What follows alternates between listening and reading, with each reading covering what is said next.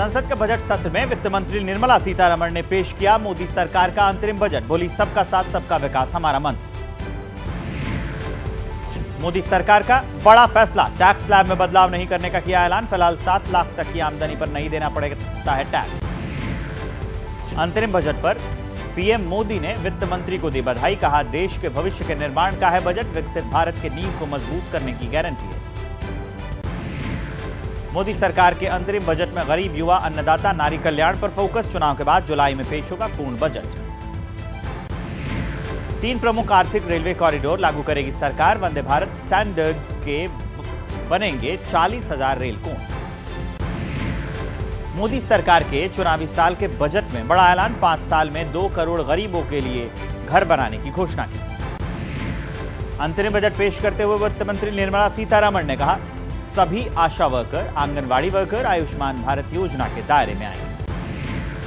अखिलेश यादव ने अंतरिम बजट को बीजेपी की विदाई वाला बजट बताया। कहा, इस बजट में जनता के लिए कुछ नहीं। अंतरिम बजट पर बोली कांग्रेस। कहा, गरीब, किसान, मिडिल क्लास के लिए बजट के लिए कुछ भी नहीं, सरकार कर्जा लेकर अपना खर्चा चला रही। हेमंत सोरेन के इस्तीफे के बाद जेएमएम नेता चंपई सोरेन को चुना गया विधायक दल का नेता। सीएम पद की शपथ के लिए थोड़ी देर बाद राज्यपाल से होगी मुलाकात। शपथ ग्रहण में देरी पर झारखंड में सियासी हलचल तेज। रांची के सर्किट हाउस पहुंचे 43 विधायक। सभी को चार्टर्ड प्लेन से हैदराबाद शिफ्ट करने की तैयारी। हेमंत सोरेन को कोर्ट में किया गया पेश। मनी लॉन्ड्रिंग केस में ईडी ने किया था अरेस्ट। गिरफ्तारी पर कल सुप्रीम कोर्ट में होगी सुनवाई। गिरफ्तारी से पहले का हेमंत सोरेन का वीडियो मैसेज आया सामने। बोले, सत्य की जीत होगी, सबूत नहीं मिलने के बावजूद मेरी छवि को खराब किया गया। जेएमएम के साथ सरकार बनाने के सवाल पर बोले बीजेपी सांसद निशिकांत दुबे। कहा, किसी भी सूरत में भ्रष्टाचारी पार्टी के साथ नहीं जाएंगे। हेमंत सोरेन के समर्थन में उतरे अखिलेश यादव। सोरेन को बताया आदिवासी योद्धा। लिखा, बीजेपी के आगे झारखंड नहीं झुकेगा। मुंबई में शरद पवार के पोते रोहित पवार पहुंचे ईडी दफ्तर। महाराष्ट्र स्टेट कोऑपरेटिव बैंक घोटाला मामले में सवाल जवाब हुए। मुंबई में ईडी दफ्तर के बाद शरद पवार के समर्थकों का प्रदर्शन। ईडी की कार्रवाई का किया विरोध। आज पश्चिम बंगाल के मालदा से शुरू हुई राहुल गांधी की यात्रा। बोले, अगर हमारी सरकार केंद्र में आती है तो कराएंगे जातिगत जनगणना। पश्चिम बंगाल के मुर्शिदाबाद में न्याय यात्रा के दौरान राहुल गांधी ने दिहाड़ी मजदूरों से बातचीत की। सीएम ममता बनर्जी को साधने में जुटी कांग्रेस। जयराम रमेश बोले, इंडिया गठबंधन को सफल बनाने में ममता का बड़ा हाथ। टीएमसी कांग्रेस साथ लड़ेंगे चुनाव।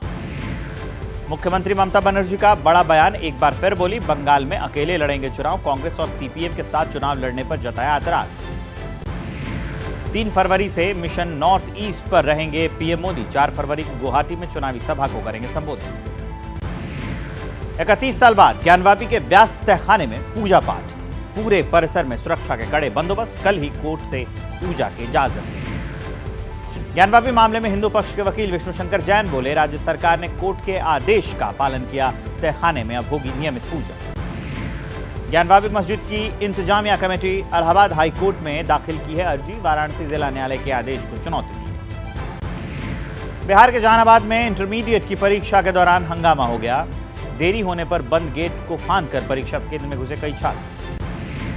महाराष्ट्र के पालघर में पार्किंग में आग लगने से हड़कंप मच गया। कड़ी मेहनत के बाद फायर ब्रिगेड के लोगों ने बुझाई आग। हादसे में 7 से ज्यादा गाड़ियां जलकर राख। फिर बढ़े गैस के दाम। 14 रुपए महंगा हुआ एलपीजी का सिलेंडर। 19 किलोग्राम वाले कमर्शियल सिलेंडर की कीमत में भी इजाफा हुआ। रामलला के दर्शन के लिए भारी तादाद में श्रद्धालुओं के अयोध्या पहुंचने का सिलसिला जारी है। ठंड के बावजूद दूर दराज से आए लोगों का जोश हाई। दिल्ली एनसीआर में बारिश से लुढ़का तापमान। राजधानी और आसपास के इलाकों में अगले 48 घंटे के लिए येलो अलर्ट। जम्मू कश्मीर के श्रीनगर में हल्की बर्फबारी हुई। बर्फ गिरने से ठंड में इजाफा हुआ है। पहाड़ों पर बर्फबारी के बाद मौसम का मिजाज बदला है। हिमाचल के शिमला, कुल्लू, लाहौल स्पीति समेत राज्य के कई हिस्से बर्फ से ढके हैं। सड़कों पर जमी बर्फ की चादर दिखाई दे रही है। उत्तराखंड के चमोली जिले में मौसम का मिजाज बदला है। बद्रीनाथ धाम में हुई बर्फबारी। मंदिर के आसपास के क्षेत्र में जम गई बर्फ। अभी बंद है बद्रीनाथ धाम के कपाट। हिमाचल प्रदेश के औली में जमकर हुई बर्फबारी। लगभग 1 फीट बर्फ की मोटी चादर बिछी है। नजर पड़ रही है। बर्फबारी के चलते कड़ाके की ठंड भी पड़ रही है। और इस बीच एक बड़ी अपडेट आपको बता रहे हैं कि कोर्ट में हेमंत सोरेन की पेशी हुई। सोरेन की रिमांड अब ईडी मांगेगी। सूत्रों के हवाले से यह बड़ी खबर हम आपको बता रहे हैं। कल हेमंत सोरेन को ईडी ने गिरफ्तार किया था और अब उनकी कोर्ट में पेशी हुई। पेशी के दौरान सोरेन की जो रिमांड है वो मांगी जाएगी इन्फोर्समेंट डायरेक्टरेट के द्वारा कि आगे वो जाके ईडी उनसे पूछताछ कर सके जमीन घोटाले मामले में। बड़ी अपडेट हम आपको बता रहे हैं, सोरेन की रिमांड ईडी मांगेगी। सूत्रों के हवाले से ये अपडेट हम आपको बता रहे हैं। कल हेमंत सोरेन को लंबी पूछताछ के बाद ईडी ने गिरफ्तार किया था और आज उनको कोर्ट में पेश किया गया है। सोरेन की रिमांड ईडी मांगेगी ताकि पूछताछ इस पर और ज्यादा की जा सके इस पूरे मामले में। यह बड़ी अपडेट हम आपको बता रहे हैं कि कोर्ट में हेमंत सोरेन की पेशी हुई और पेशी के बाद सोरेन की रिमांड ईडी मांगने वाली है। सूत्रों के हवाले से यह बड़ी खबर हम आपको बता रहे हैं। ईडी ने लंबी पूछताछ के बाद कल ही हेमंत सोरेन को गिरफ्तार किया था। यह अपडेट आ रही है। उसके और बड़ी जानकारी आपको दे दे। हेमंत सोरेन की याचिका सुप्रीम कोर्ट में दाखिल हो गई है। कल याचिका पर सुप्रीम कोर्ट में सुनवाई होगी। कपिल सिब्बल ने सुप्रीम कोर्ट में मामला यह रखा है। हेमंत सोरेन की गिरफ्तारी की बात सुप्रीम कोर्ट में भी रखी गई है। हेमंत सोरेन का मामला सुप्रीम कोर्ट पहुंच गया है। कपिल सिब्बल ने सुप्रीम कोर्ट में यह जो मामला है वो रखा है। कल याचिका पर सुप्रीम कोर्ट में सुनवाई होगी। हेमंत सोरेन की गिरफ्तारी की बात अब सुप्रीम कोर्ट पहुंच चुकी है। सर्वोच्च अदालत में कल सुनवाई होगी और कपिल सिब्बल है जो इस मामले को सुप्रीम कोर्ट ले गए हैं। मतलब उनका जो केस है वो कपिल सिब्बल हैंडल कर रहे हैं। इस बीच एक और बड़ी अपडेट हम आपको बता देते हैं झारखंड से जुड़ी हुई।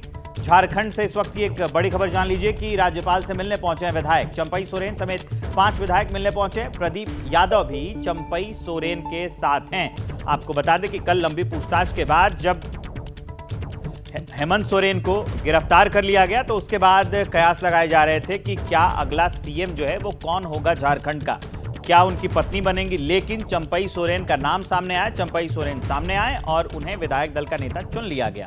अब जो चंपई सोरेन है वो राज्यपाल से मिलने के लिए पहुंचे हैं, विधायकों के साथ पहुंचे हैं। 5 विधायक साथ में पहुंचे हैं। प्रदीप यादव भी चंपई सोरेन के साथ ही पहुंचे हैं।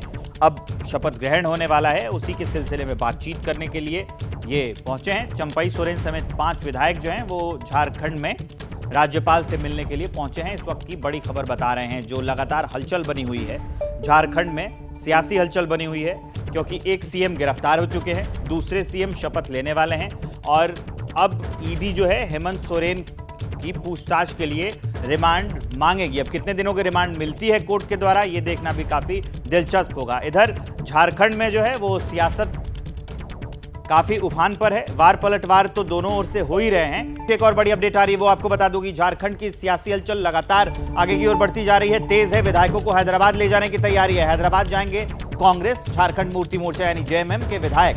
सर्किट हाउस में 3 बसें लाई गई हैं। इन्हीं बसों से एयरपोर्ट जाएंगे विधायक। चार्टर्ड प्लेन से हैदराबाद पहुंचेंगे ये विधायक।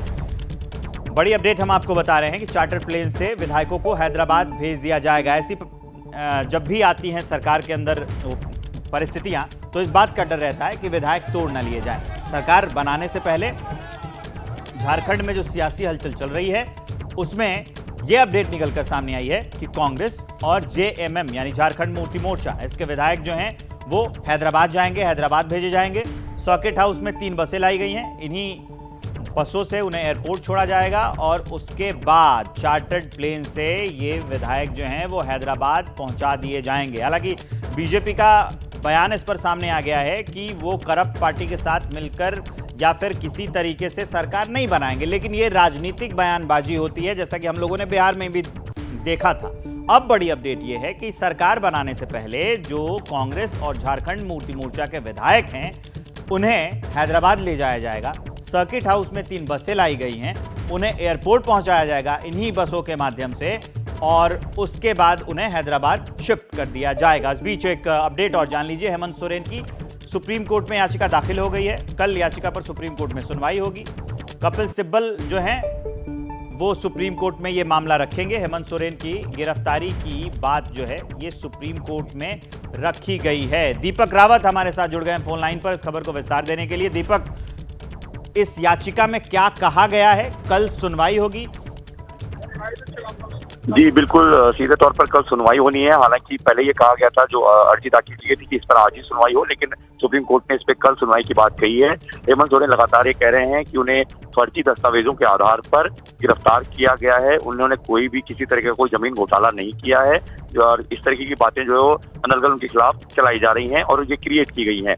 ये वजह है कि इन्हीं बातों के साथ कल वो सुप्रीम कोर्ट में भी अपना दावा रखेंगे। लेकिन उससे पहले आज जो हलचल है उस पर ये कि अभी फिलहाल हेमंत सोरेन को ईडी कोर्ट में प्रोड्यूस किया है ईडी ने, और यहाँ पर पिछले 2 घंटे से हेमंत सोरेन अंदर हैं, जहाँ पर ईडी ने करीबन 10 दिन की रिमांड मांगी है। लेकिन अभी तक कोर्ट उन्हें कितने दिन की रिमांड देती है ये देखना होगा। लेकिन 10 दिन की रिमांड की बात कही जा रही है, जो सूत्र के हवाले से खबर आ रही है कि 10 दिन की रिमांड ईडी की तरफ से मांगी गई है। लेकिन दूसरी तरफ जो विधायक हैं वो आज एक बार फिर राज्यपाल से मिलने जाएंगे। शाम को 5:30 बजे का समय। सूत्रों के हवाले से ये बड़ी अपडेट दीपक हमें बता रहे हैं कि 10 दिन की रिमांड मांगी गई है।